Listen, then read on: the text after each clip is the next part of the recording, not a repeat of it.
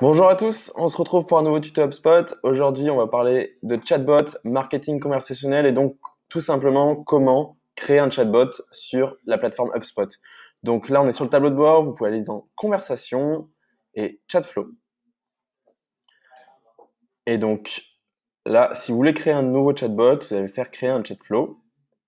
Et là, vous allez pouvoir choisir entre un accueil des visiteurs de votre site, la qualification des leads, un bot pour faire des réservations de réunions, de liens meeting, et un bot de support, donc pour le service client.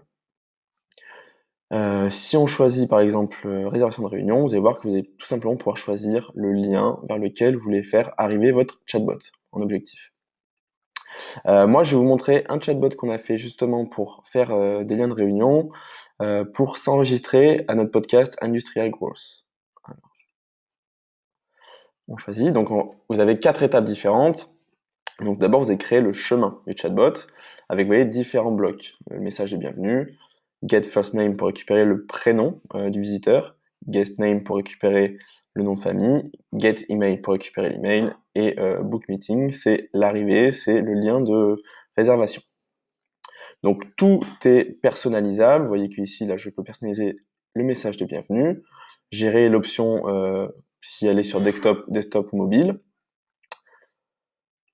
Et par exemple, si je prends le bloc guest name, vous voyez que là, je peux gérer aussi si je le fais afficher aux personnes auxquelles j'ai déjà l'information ou pas. Donc là, j'ai décidé de le masquer si j'ai déjà le nom de famille de la personne mais que j'ai pas son prénom. Vous pouvez aussi faire des liens, des branches différentes en fonction des réponses. Ça se gère à ce niveau-là, branche si et alors, et donc vous pouvez choisir de créer une nouvelle branche en fonction de la réponse de l'utilisateur. Donc là, on va partir sur un chatbot plus simple, et donc vous voyez qu'on arrive vers le lien de meeting à la fin. Il est très important de toujours demander au moins l'email de votre utilisateur pour pouvoir le recontacter par la suite.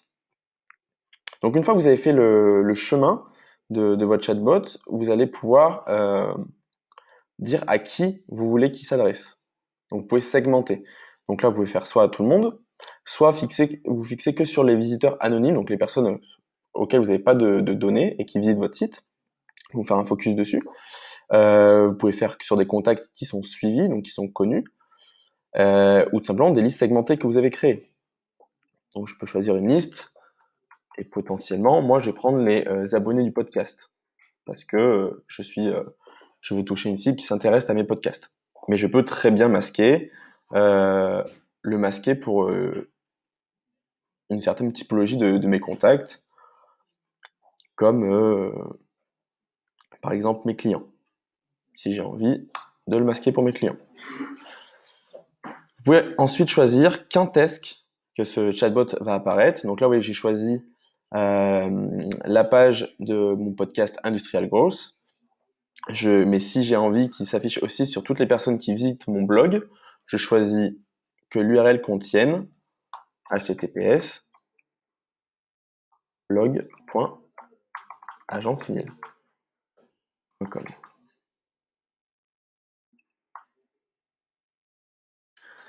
Et enfin, vous allez pouvoir, dans les options, personnaliser votre chatbot avec la photo du bot, le nom de votre chatbot. Là, on va être sur le délai de saisie entre les messages. Donc, c'est pour plus ou moins humaniser votre bot. Donc, vous pouvez choisir un léger délai qui répond du tac au tac si vous avez besoin d'avoir une interaction rapide, ou un retard basé sur la longueur du message. Donc là, c'est vraiment pour humaniser le chatbot. Et si vous êtes en train d'écrire un long message, le chatbot va mettre plus de temps à répondre. Ensuite, l'expiration de la session. Donc, au bout de combien de temps le chatbot va se réinitialiser. Vous pouvez programmer le message d'erreur. Donc là, c'est lorsque un utilisateur va répondre quelque chose que le chatbot ne prévoit pas, donc quelque chose qui n'est pas prévu euh, dans le chemin de votre chatbot que vous avez fait avant. Et ensuite, vous pouvez paramétrer la langue et le consentement à traiter des données, donc pour tout ce qui est RGPD. Une fois que vous avez fini votre chatbot, vous avez alors la possibilité de le tester avec la partie aperçu. Et donc, vous voyez là, ça apparaît.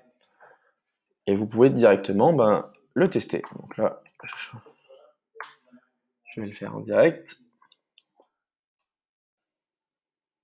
Vous voyez, donc là, il n'a pas mon nom de famille. Donc je lui donne.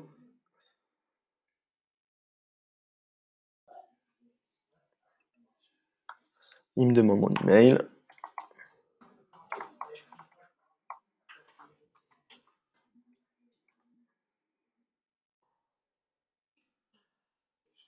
Et là, il me propose directement des jours où j'aimerais enregistrer le podcast. Par exemple, vendredi 19 avril. Il va me proposer une heure.